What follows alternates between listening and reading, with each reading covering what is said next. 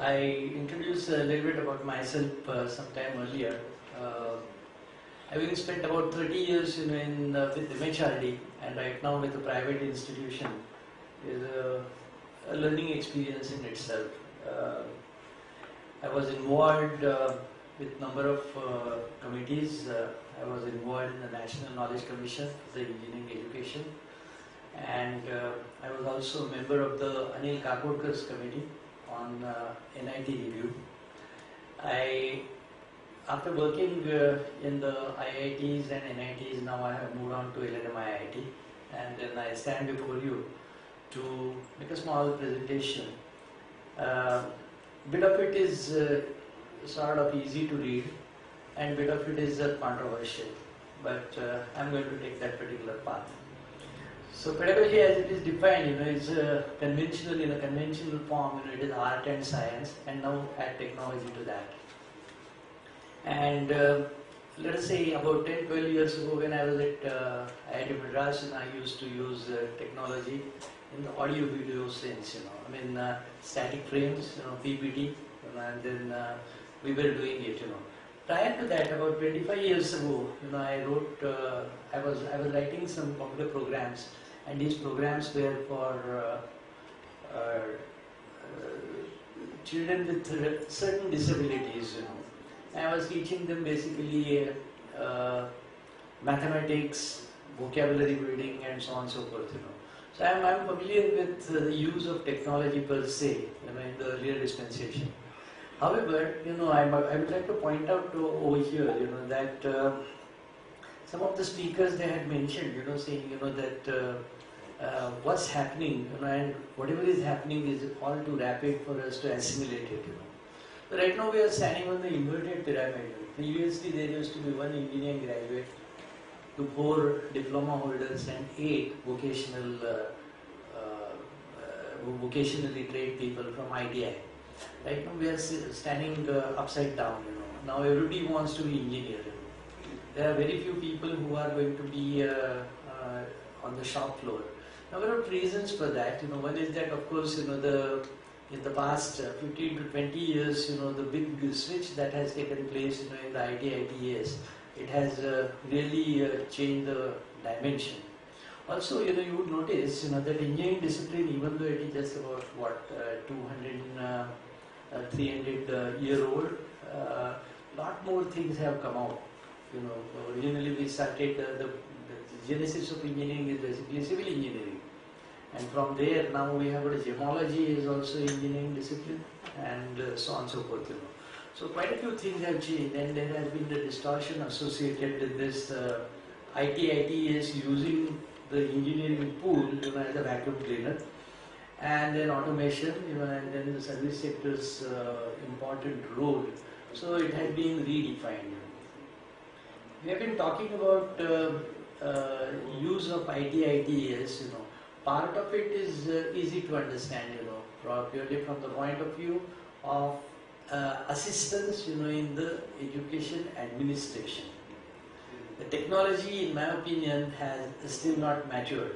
I will come to my institute and what we are trying to do, but we need to have some sort of a balancing act. So use of technology. Are we using it as a fashion statement right now? Because even the first standard and second standard student, in the LKG and UKG, they are required to have a tablet and things of that sort. Is it really required? And we are getting away from the primary focus. These are some of the classroom fundamentals with everybody is familiar. Drawing and retaining the student attention is extremely important. Immediate past review and then deliverance of the new material and information, guidance, elaboration, practice, reinforcement, etc. etc. Evaluation is something which is a critical issue, whether you are going to do absolute evaluation or a relative evaluation and so on and so forth. Quite a bit of MIS systems, they would allow you to do that. Technology limitation, the way in which I perceive it, is that the student motivation, whether the student is going to be motivated to go through it. And then the limited attention span, when the NPTEL was first introduced, I was at IIT Madras at that time, and I was quite deeply involved into framing up how to go about it. Maximum 20 minutes of attention span you have it. What do you do later on? So this particular mix and match type of approach, we must have it. It is not going to replace the classroom teacher, but complement it hopefully. Reaching out and effectiveness in a large classroom is a major concern. The institute right now where I'm heading it, we have a classroom of the size of 200 students per classroom. Now, forget about teacher remembering half the faces. It is virtually impossible. Reaching it out, eye contact. You cannot have eye contact with anybody. And we are talking about efficacy. I think these are quite a few serious type of issues associated with it. Another thing is that right now most of your entrance examinations are objective in nature. You just have to darken the circle. And the coaching institution, they have taught the students to master that particular examination by a method of rejection, elimination. So he takes a shot at it, and then JEE Main, for example, last year admitted or administered the examination for 12.5 lakh students. It's not a child's play. Technology is required. But is it giving you the best of the students, or we are picking up whatever is available to us, and then hope, that something will come out of it,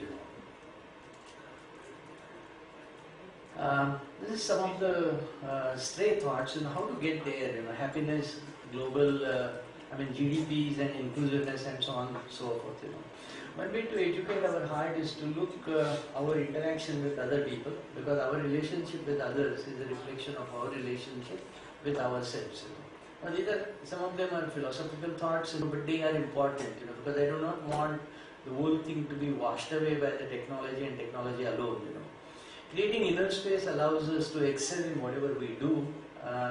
Right now we are in a murderous hurry, the large number of students, large number of courses, 8 semesters and so on and so forth. Team building and taking everyone along by learning from each other is indeed a key. Soft skill that we are talking about, it is part of the team building, right? Critics who show concern and care for others are most valuable, and one must bring them closer. Openness of mind, which is a fundamental aspect of education. Education really matters, and this is a case study of Singapore, which is about 50 years ago, it was somewhat similar to what we have in India.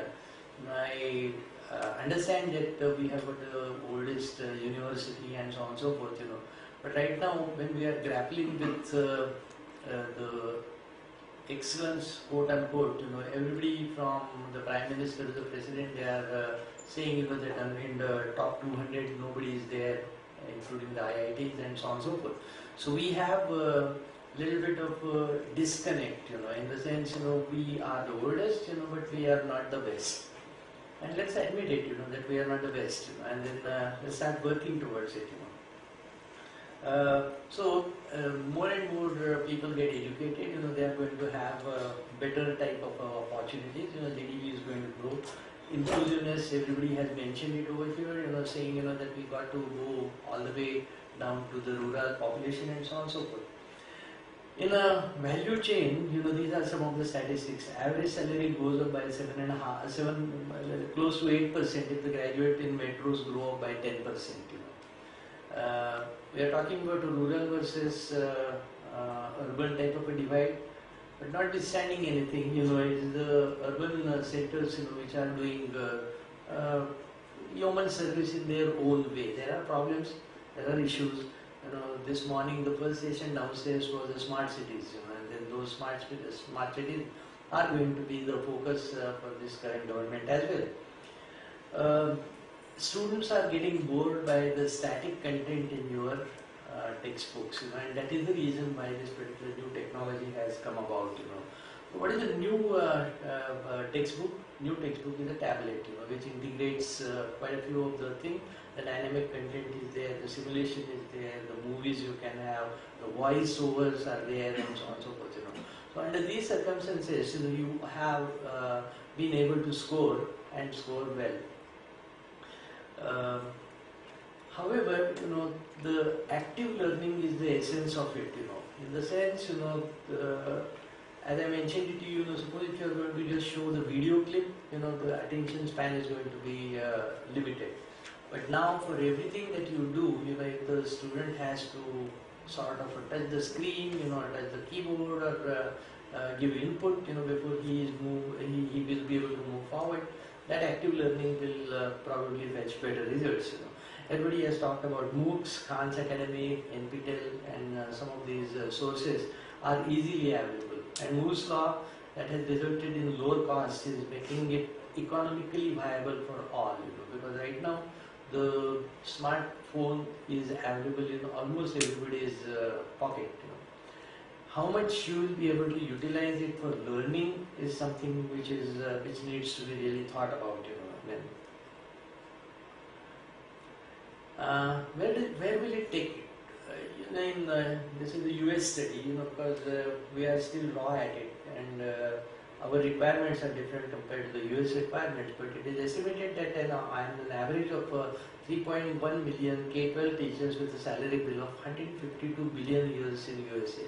Now, if you start using the technology, and if you are the best of the teachers, learning or teaching the student while sitting at home is also possible. The formal school education can take a different type of approach, or a different form altogether. So there will be downsizing of the classroom teaching, and then people would be able to utilize these particular technologies. College costs, they are likely to come down.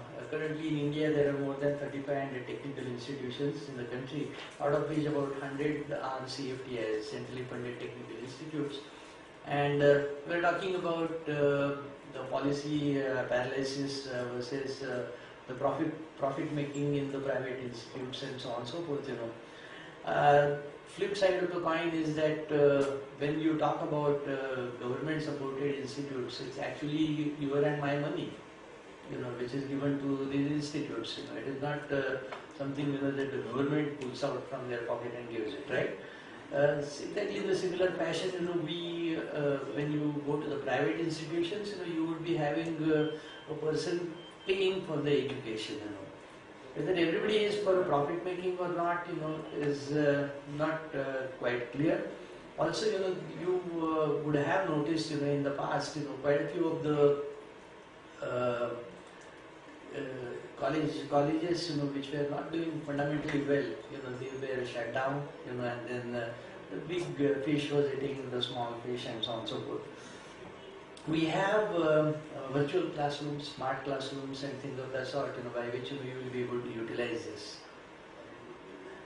India's specific adult literacy rate is just about 65%, as the education system is excellent at the top, at the tertiary level, but is poor at the secondary level. This particular aspect was also mentioned by quite a few of the teachers earlier, and it is that particular level that we may probably like to concentrate.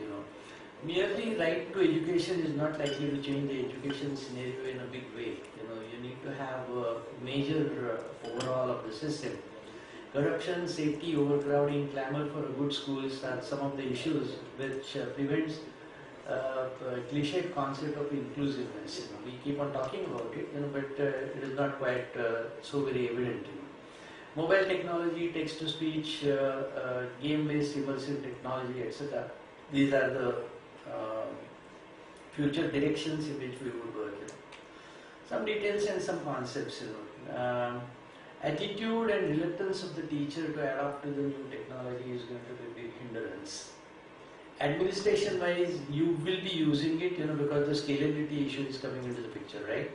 But administratively, academically, suppose if you say, tell to the teacher, that you got to adopt this particular new technology, or let us say for that matter, developing your own courseware, or putting it on the recorded medium and so on and so forth, there is going to be a little bit of a reluctance, because anything new hurts. So technology, pedagogy and content knowledge, these are the three main components which you would be able to, which you will be required to address it.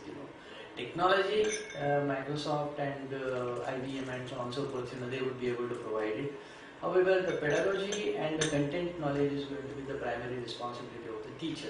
He has to put in extra effort, and one need to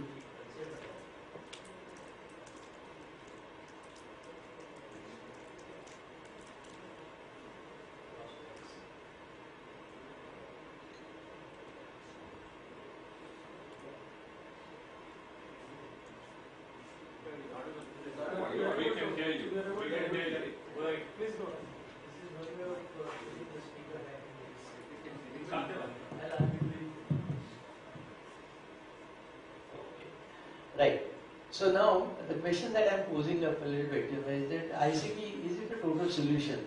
Information-based education to knowledge-based economy is a challenge indeed. We are a little bit confused between the information and the knowledge. The technology is not going to provide you with the knowledge; it will provide you with the information already. Okay. Person-to-person contact has definitely placed value in the education. Students of today may be technologically savvy, but are they mature enough to decide and absorb everything that is thrown at them? The students who come to your institution, they are in the age group of 17 to 20. Most of them, they jump into computer science, electronics communication because of a parental and a peer pressure. Not necessarily because what they like. Okay? And this I have been observing it right from IIT days. So nothing so very spectacular about it. And we are asking, we are throwing him too many options, whether he will be intelligent enough to choose these. So the point that I am making is from spoon feeding by the teachers, are we heading for a technology feeding? Is there excessive technology that we are trying to push into their lab? Large number of handled well by ICT that helps administration. How about quality of the teaching learning processes? Right, okay. Everybody talks about the employability, right? So industry ready, industry connected. Little bit of a ball that I would like to throw it back to the industry. First, let me admit, that we are industry savvy. On my campus in LNM, I have got Microsoft GTAC program. I have got IBM. Their co-branded laboratories are there. I have HCL laboratories and so on and so forth. So I'm okay with it. But the way in which I'm doing it is that I'm putting it in a bread basket. Let the student decide about the vertical that he would like to have. And in the role of the teacher would be essentially to guide him. Saying if you take this particular option, what is it likely to happen? I think this particular aspect is something which is very, very important. At the same time, the specific, too sharp specifics are not going to be again useful. I mean, the role of a university is to give a broad-based type of a knowledge, right? It's not a very specific to a particular industry. So you have to have again the balancing act over there. The two or three initiatives that we have taken on our campus, there is a definitive content about the faculty development programs. The industry professionals are coming, or they are inviting my faculty over there. And we are talking about, say for example, with IBM, my tie-up indicates that we will be seeking their help and support in big data and analytics, as well as mobile and cloud computing. From Microsoft, their support services. 4 or 5 students have already been selected, and then they will go. So what we have done, what we have tried to do, is we started doing some sort of academic remodeling. For example, quite a few of the companies, BITS has got industrial training as a permanent perpetual component for ages. However, even IITs or NITs are not able to do that. So we have decided that we will be in a position to identify a fast track student and then make sure that he is sort of freed, in the 8th semester. And in the 8th semester, he can go and start working for the industry. Industry gets the industry ready employable type of a candidate. Again, we are talking about ones and twos. When Microsoft also gave an example, 99 cents per app, and per hit, it was only one such case, If we want to average it out, or if you want to find out the impact in the average sense, I think a different picture would emerge. I'm not discouraging it, but I am at least honest enough to admit, that everybody is not going to be treated on the same sort of platform. All right. When I am here, there was a FICCI Higher Education Summit, in New Delhi. Right? One of my junior colleagues, from VNIT Nagpur, he presented work over there. This was jointly done by me and him and so on and so forth, this is almost like a last point, The FICCI had conducted the evaluation between TechWip Phase 1 and TechWip Phase 2, TechWip Phase 1, those of you who are familiar with the TechWip, you had seen, that there was a massive input, into the infrastructure upgrade, and then faculty training and so on and so forth, In Phase 2, the research was emphasized, And 3 key areas or key factors were identified: core knowledge and appropriate skills, soft skills, as we are generally talking about, and UG research in the region-specific subjects, The CII's second survey indicated, that the soft skill-wise, the students have started doing well, but there is a deficiency, in the core knowledge and the skills. So this is a point for everybody's attention. I also feel, that everywhere we are talking about the technology absorption and so on and so forth, But have we ever thought about, the innovation or the entrepreneurship or whatever we are talking about, how we are going to do it? Is there any formal mechanism by which you are going to teach them?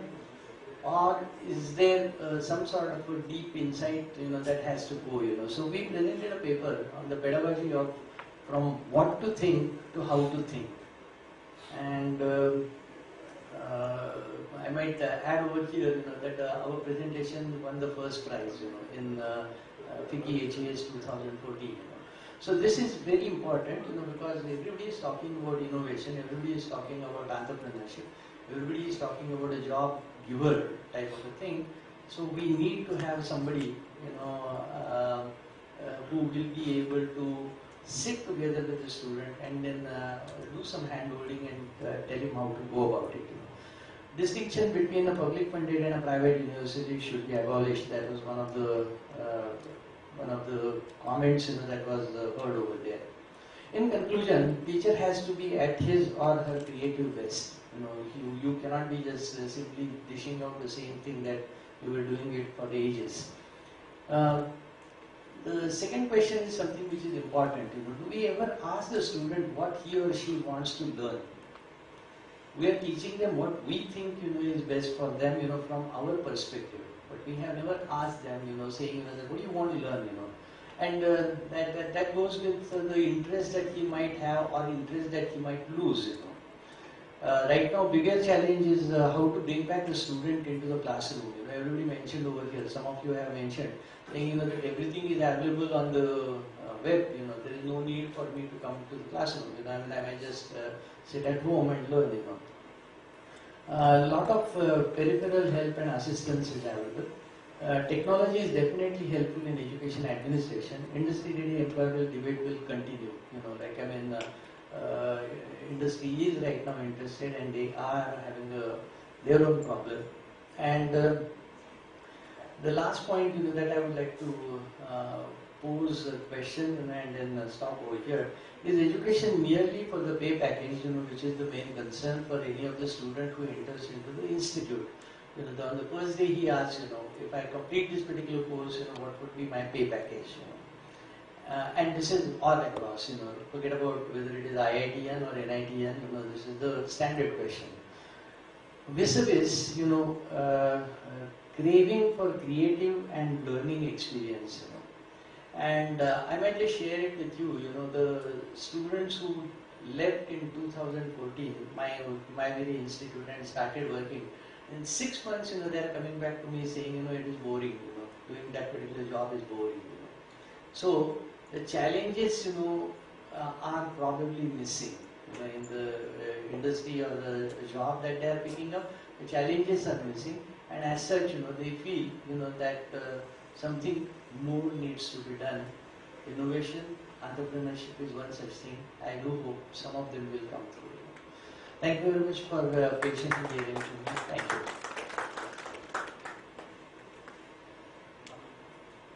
Your question. Thank you for the overview. On each slide there can be a panel discussion.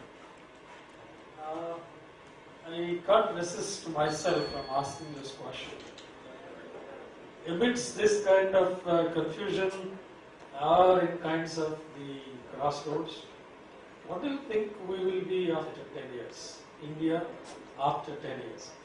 And the second question is, people are talking about, I don't know, people are talking about why regulation, HES 2014 were talking about difference between private and government education institutions.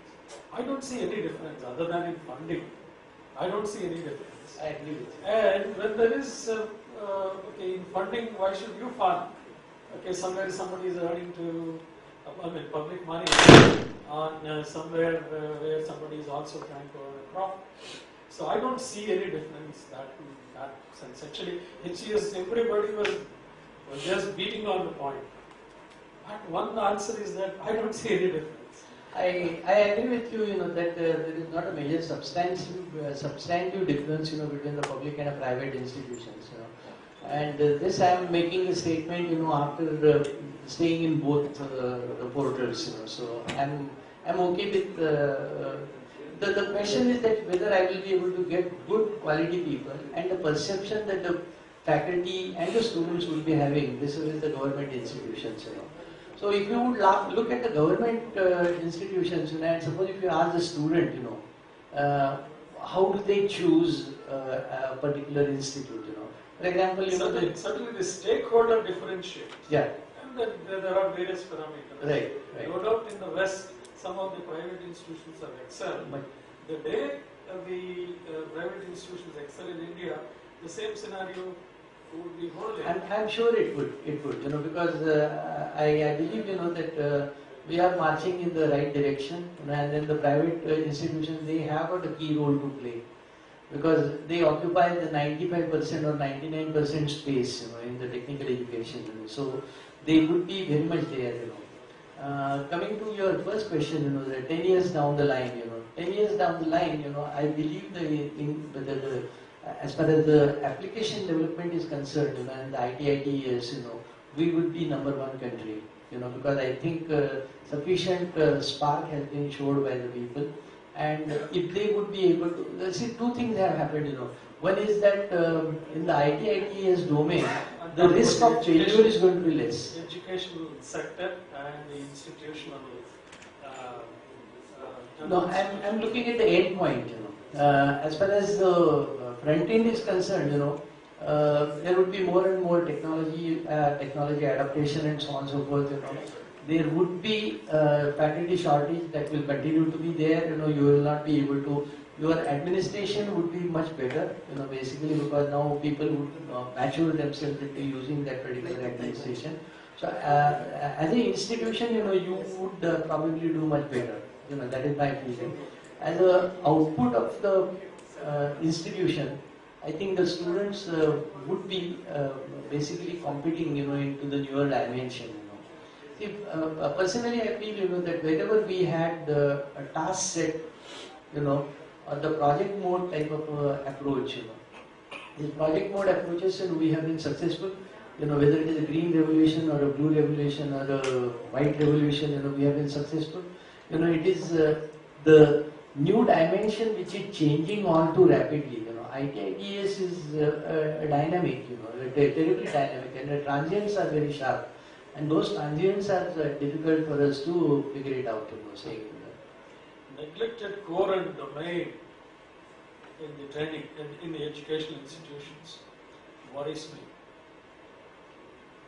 Many 90% when 90% of mechanical engineering engineers go for ICT kind of a job. I'm just giving an example of mechanical engineering. The same thing is applicable for other branches. The mechanical engineering education loses relevance for both the student as well as for the institutions. Therefore, in a nutshell, to put it crudely and to pinch, the institutions need not teach mechanical engineering and students need not learn mechanical engineering. And get carried away, some seniors would say that, well, get trained in English and this kind of aptitude, and that's all. So-and-so company would, with a good probability, would pick you up. That's the scenario prevailing today. And there seem to be, in most of the institutions, and there seem to be no immediate trend showing that it's going in the right way. That's what worries me. If we are in the same situation in 2024, it will be pathetic. So I'd like to... Yeah. No, I agree with you, because every time when the student comes in, and then when I was in the NIT system or IIT system, I said civil engineers are required, electrical engineers are required, mechanical engineers are required. Without them, you are not going to survive. But part of the problem, I started saying it, at the beginning, saying, that we are working with the inverted pyramid right now. Because with the automation, your requirement on the shop floor has minimized. Now whether the graduate is he going to be the shop floor supervisor or a diploma holder should be a shop floor supervisor. Everybody wants to aspire, to go and become a graduate engineer, right? Number one. Number two is that we are expecting almost everybody, to be mapping themselves into the IT, ITS type of a thing, and in there, that particular 75% unemployable type of a character comes into the picture. The basic requirement has reduced substantially, in terms of need of mechanical engineers, But if you see, giving example from my own institute, last year, there was a one full-page ad, in Hindu saying, that 43,000 crore rupees are expected to be put into manufacturing in Rajasthan. Now, suddenly everybody woke up, because Rajasthan state has not matured as an IT hub, unlike Ahmedabad, and then Bangalore and Hyderabad and so on and so forth. So our original dispensation was a little bit skewed, So now I started a course last year in mechatronics, So mechanical and electronics, So JCB if they come or Saint Gobain they come, you will be able to find out employable type of thing. Selling this particular aspect to the student is a challenge. Because I think parents, as a matter of fact, given a choice, I would like to counsel the parents rather than the student. Because if I show some creative challenge, to the student, he might bite it. But if the parents, who are stuck up on one particular role model, and that alone. And also the figures of we need so many trained graduates in this area. Also, to some extent, unbelievable to me. Yes. Because when you need so many, you have to take anyway those who are available. And if the institutions have not trained them, or the students are not trained by themselves, the company has to train them. Yes. But that's not happening. Yeah. So therefore, the figures are unbelievable. Your comments? Yeah, we have partly taken care of that particular aspect, because now we have started training or started teaching as a program elective courses, in which Do you believe the figures? I don't believe the figures. I have difficulty in because if, you flood it by so many numbers, I do not know what is likely to happen. So, thank you.